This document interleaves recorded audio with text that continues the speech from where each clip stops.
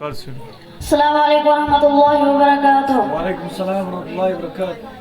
میرا آج کا موضوع رسالت الحمدللہ الذی کفا والصلاة والسلام علی رسول اللہ المصطفى وعلى آلہ واصحابہ ذی المجد والصفا.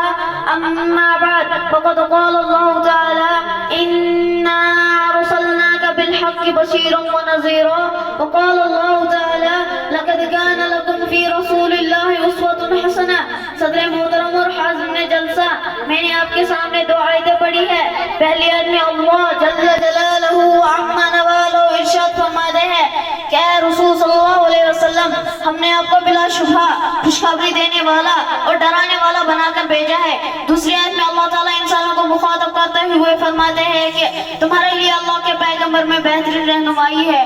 وہ دور یاد کیجئے جب سارا عالم شرک و کفر میں مبتلا تھا. خدا کی عبادت گاہیں بتوں کا اڈا بنی ہوئی تھی. خدائی واحد کے بندے سدا معبودی کے پیروں پر ساتھ جھکا رہے تھے. دین حق کے طلبگاروں کو کوئی ایسا عالم نہیں ملتا تھا جو انہیں صراط المستقیم پر گامزن کرے.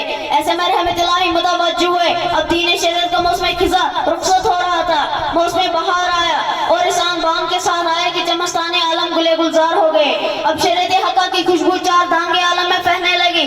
یعنی آخر زمان ہادی برحق فقر رسول سرکار دو عالم جناب محمد رسول اللہ صلی اللہ علیہ وسلم ایک کامل اور مکمل شریعت لے کر اس دنیا میں تشریف لائے.